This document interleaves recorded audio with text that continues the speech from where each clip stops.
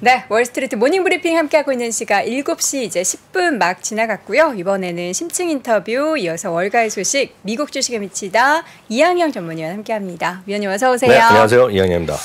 이번 주에 실적 발표 막 마이크론도 하고 나이키도 하고 코스트코도 하고 막 이제 그래요? 시작이 되네요. 전 지난주 시장 사실 보고 싶지 않아요. 저는 솔직히 실적 이런 거 좀 보긴 봤지만 실적보다는 이번 주는 돈 받는 재미가 좀 있어요. 배당. 네, 왜냐하면 배당 얘기해드리면 전 이번 주에 반농담으로 말씀드리면 서비스가 좋은 증권사랑 국내 증권사랑 서비스가 약간 더딘 증권사가 딱 구분이 될 것 같아요. 진짜. 근데 저는 어디가 그걸 할지 안 할지 모르겠는데 제가 만약 그 해당 증권사에 높은 사람이라면 분명히 할 것 같아요. 열일하시기 바랍니다. 왜냐하면 여기 오신 분 중에 지금 미국 주식 하시는 분 중에 이 주식 한 주 이상은 다 갖고 계시는 분이 꽤 많으실 것 같아요. 어떤 거요? 제일 여러분들 많이 좋아하시고 관심 있는 주식 있잖아요. 테슬라? 근데 테슬라는 배당이 없잖아요. 엔비디아죠. 엔비디아. 엔비디아가 이번 주군요. 엔비디아는 미리 말씀드리면 엔비디아는 배당률이 너나 주가가 올라와서 아주 쥐꼬리만큼 들어옵니다. 그렇죠. 그래서 뭐 일단 조금 들어와요. 조금 들어오는데 중요한 들어오는 게 어디예요? 먼저 말씀드리면 오늘 있죠. 미국 날짜는 금요일 날 들어왔는데 저는 오늘 기대감이 좀 많죠. 저 개인적으로. 제가 제 개인적인 말씀드리면 제가 제일 먼저 2015년 때 미국주를 처음 샀는데 제일 먼저 산 주식이 저는 로키드 마틴이거든요. 좋아하시죠? 네, 오늘 이제 금요일날 들어왔어야 되는데 한국이기 때문에 오늘 들어올 거예요. 그리고 블랙락도 제가 올해부터 샀는데 블랙락도 좋아하시죠? 근데 주가는 재미없죠. 근데 최근에 로키드 마틴 많이 떨어졌는데 오늘 들어오면 좀 더 살 건데 근데 그게 중요한 게 아니라 이번 주 언제냐면 미국 날짜로 보면 목요일이에요. 엔비디아가. 그러면 우리나라 날짜는 금요일 날이기 때문에 딱 추석날 돈을 준다. 그게 엔비디아가. 근데 이게 문제는 엔비디아 들어오나 우리나라는 휴일이잖아요. 휴일. 그쵸. 휴일. 어떻게 되는 거예요 그러면? 휴일인데 이게 정확한 거로 보면 제가 아는 한은 미국에서 돈을 바로 꽂아주거든요. 그러니까 그 해당 증권사에는 돈이 들어와요. 오거든요. 그럼 누가 담당자 하나 나오건 아니면 전산으로 다 처리하고 확인만 해주면 여러분들한테 돈을 줄 수가 있어요. 금요일 날. 늦어도 왜냐하면 어떤 증권사는 금요일날 들어오는 걸 늦으면 토요일날도 준대 우리나라. 받는 데가 있어요. 모 증권사는. 그래서 주면 좋은 증권사고 안 줘도 뭐라고 할 수는 없죠. 그래서 이번 주는 엔비디아를 다시 받으시면 뭐 하겠어요. 금액은 얼마 안 되지만 소수점이라도 이번 주에 더 사시면 좋겠습니다. 그래서 말이 나왔기 때문에 이번 주는 그런 주다라고 말씀드립니다. 네, 여러분 이번 주에도 엔비디아 주주분들 얼마나 빨리 또 배당이 계좌에 찍히게 되는지 금요일날 정리드리면 금요일날 여러분들한테 문자가 왔다. 네. 그러면 이 증권사가 여러분들 하시는 증권사가 열일을 하고 있네. 라는 거고 안 들어왔다 그러면 이 증권사 놀고 있다. 딱 그렇게 얘기하시면 되겠습니다. 알겠습니다. 뛰어먹지는 않으니까 걱정하지 마시고. 네, 이번 주 배당을 잘 즐기시기 바라겠고요. 지난주 시장 좀 간단하게 정리해 볼까요? 네, 지난주는 한마디로 보면 다우지수, S&P, 나스닥 다 떨어졌다라고 보셔야 되겠고요. 2%, 3%, 4%씩 떨어졌습니다. 특히 지난 주말에는 그렇게 하락폭이 크진 않았지만 떨어진 건 분명히 맞고요. 중요한 것은 금리랑 달러가 모든 것의 어려움의 시작이자 끝이라고 말씀드렸는데요.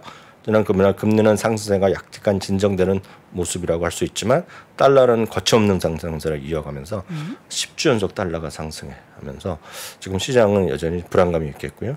유가도 약간 플러스 마이너스 있었지만 유가에 대한 경고의 목소리가 여전히 있다라는 얘기죠. 그래서 지금 전체적인 시장은 9월 말이라는 특성 분명히 있어요. 그래서 크게 걱정할 건 없겠지만 이러다 보고 유가가 계속 올라가고 일부 JP모건에서 지금 유가가 지금 $100는 브렌트 기본이고 잘못하면 슈퍼 사이클에 엮이면 $150까지 갈 수 있다는 얘기하거든요. 만약 그렇게 되면 일부에서는 벌써 이런 얘기까지 하는 거예요. 주가 좀 떨어지고 경기가 위축되고 또 신용카드라고 돈을 못 내는 사람들이 늘어나고 있습니다. 지금 최고 수준까지 가 있거든요. 그렇기 때문에 그리고 경제 활동도 약간 위축되는 분위기가 좀 있다 보니까 지금 상당히 또 우리 머릿속에서 사라진 게 리세션이잖아요. 또 일부에서는 이미 리세션이 시작됐을 수 있다라는 경고의 목소리도 있다라는 거죠. 그래서 시장은 이런 모든 것들은 너무 무리해서는 안 된다는 결론을 먼저 말씀드릴 수 있겠고요. 달러는 보여드리면 달러는 10주 연속 상승한 거 이렇게 확인해 보시면 좋을 것 같습니다. 105.60포인트라고 보셔야 되겠고요. 문제는 달러가 올라가면서 달러 자체가 골든 크로스가 발생했습니다. 이거 그래 한번 같이 보실 필요가 있겠는데요. 달러 지수거든요. 그 51선과 21선 뚫고 올라가는 골든 크로스인데 이거 여러분들이요. 이게 달러 인덱스가 아니라 주가로 보면요. 일반 주식이라고 생각하시고 이게 달러 인덱스라고 생각하지 마시고 이런 특정 주가가 있다라고 보시면 그러면 전형적으로 매수 사인입니다. 매수 사인. 그래서 골든 크로스? 네, 이건 딱 특히 이 그림은 매수 사인이거든 지금요. 그렇죠. 그래서 지금은 달러가 올라가는 거가 심상치 않다라는 걸 좀 인지하셔야 되겠다 이렇게 말씀드리겠고요. 미국은 별의별 통계가 다 있다 말씀드렸잖아요. 그래서 달러가 이렇게 골든 크로스 나니 어때 움직임이 보였느냐? 달러 골든 크로스가 나오고 나서 3개월 후요. 3개월 후에 평균적으로 1.9%가 더 올랐고요. 달러가요.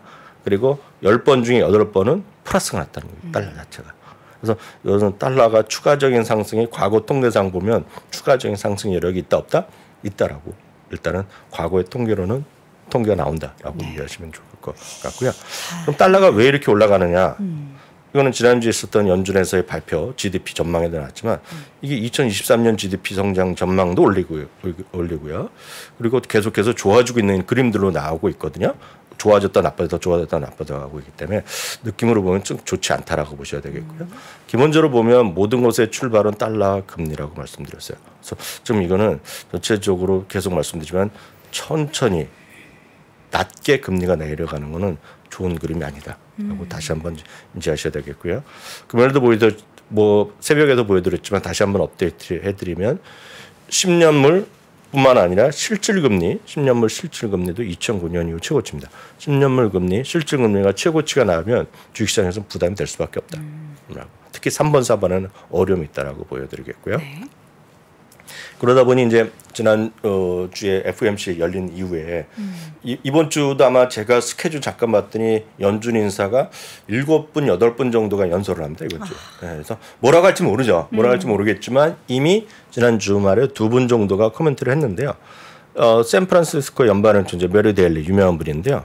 이분은 2024년도에도 인플레이션 2% 달성은 힘들다. 네. 라고 얘기하고 있고요. 그러다 보니 금리는 계속 올려야 된다. 다행스러운 건 이분은 의결권이 있는 분은 아닙니다. 투표권이 있는 분은 아닌데 여하튼 계속 올려야 된다라는 시각을 갖고 있고요. 이게 이제 번역한 거니까 보시면 되겠고요. 이분은 연준 이사로 또 유명한 분이죠. 미셸 보먼인데요.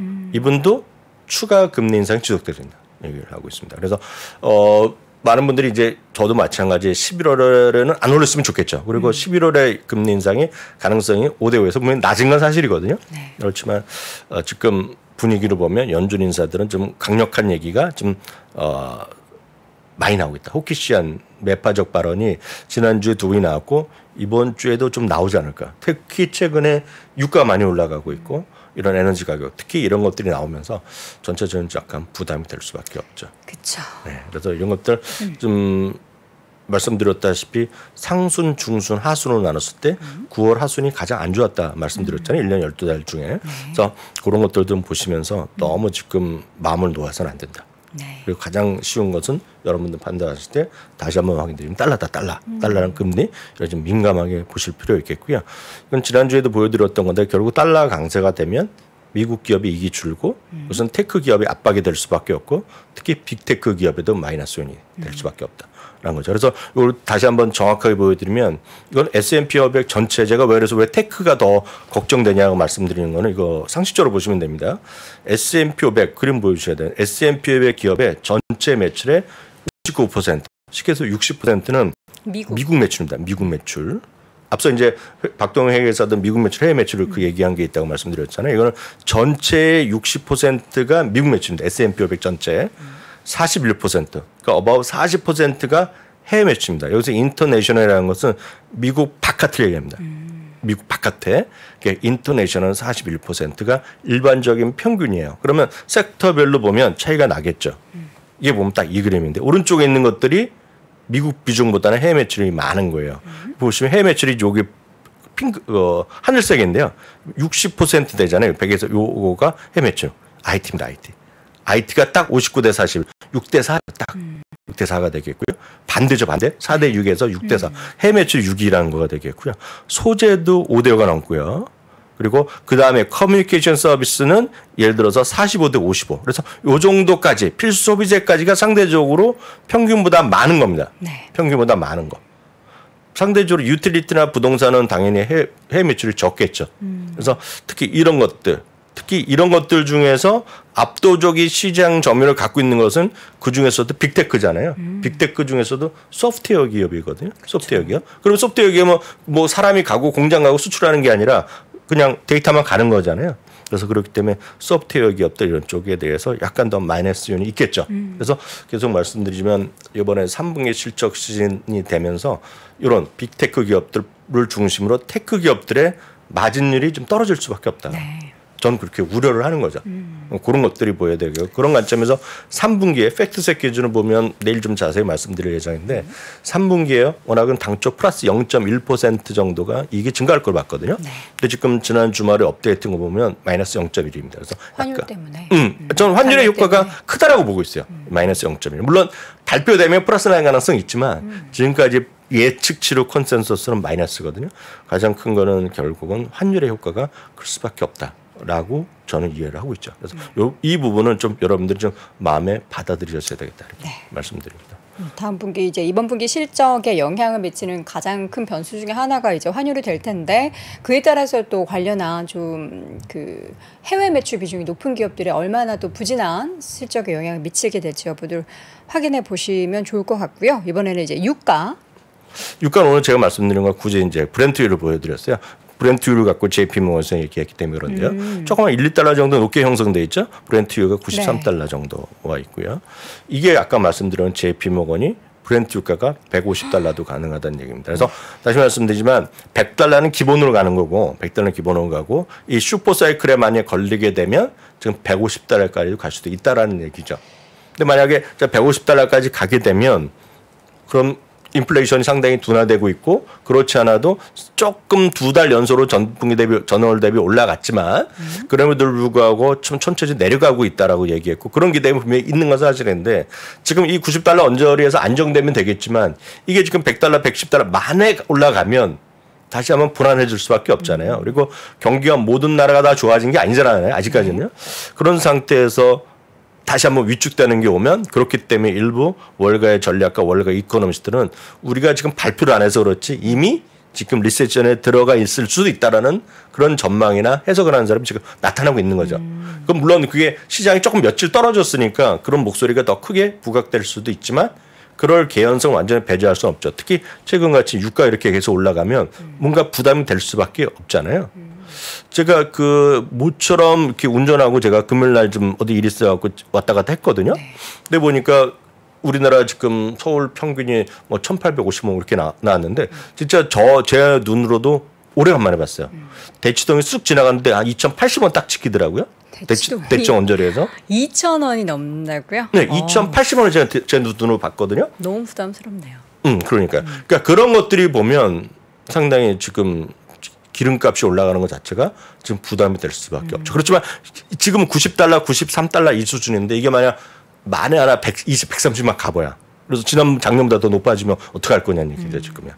그런 것들도 염려의 목소리 있다. 그래서 다시 말씀드리면 시장은 크게 걱정할 건 없다라고 하지만 이런 상태에서 2배, 3배짜리 레버리지 이건 아니다라는 거 제가 계속 말씀드린 거죠. 네. 네. 그래서 그 얘기입니다, 지금이요.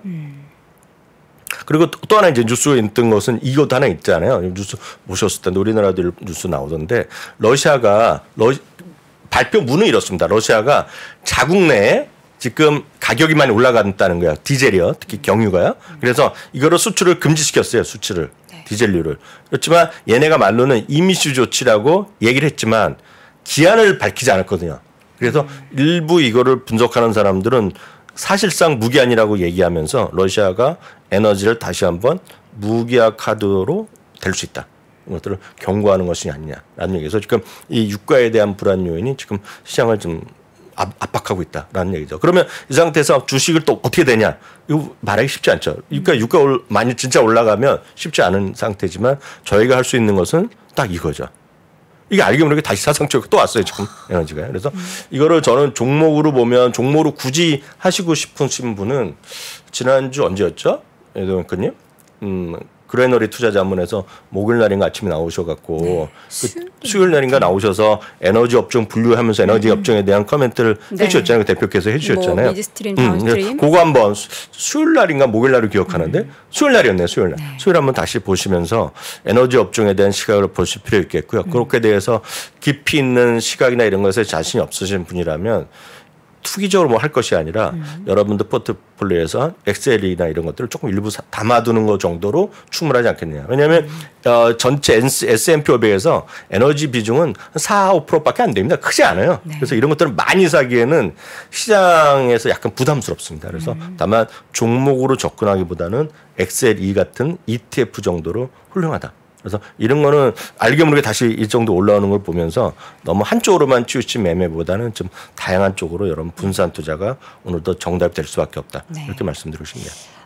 전반적으로 좀 이제 부정적인 환경이 많이 좀 제시가 돼서 실적 발표 내용도 좀 걱정되네요. 이번 주 이제 뭐 여러 가지 기업들 실적 발표되는데 보면 뭐 나이키 이런 기업도 해외 매출 비중이 그게 이제 높잖아요. 대표적으로 앞서 이제 중국 얘기했지만 우리가 일반적으로 아는 브랜드 중에서 가장 중국 내중에 비출을 많고 영향을 받은 것이 몇 개 있습니다. 그 대표 나이키 있고요. 그다음에 에스테로더가 있고 스타벅스거든요.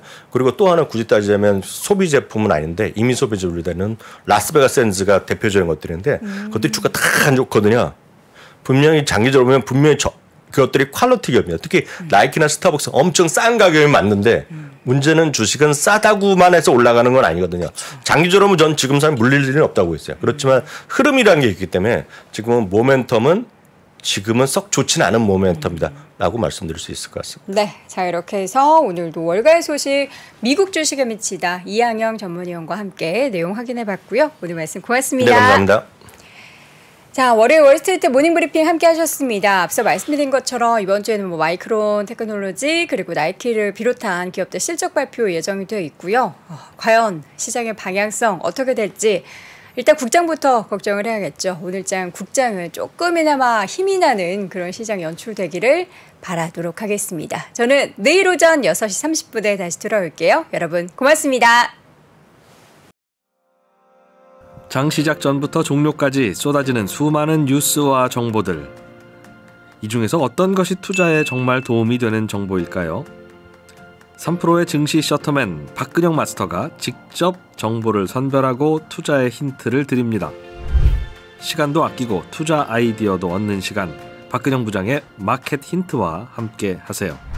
자세한 사항은 3프로 TV 앱과 홈페이지를 확인하세요.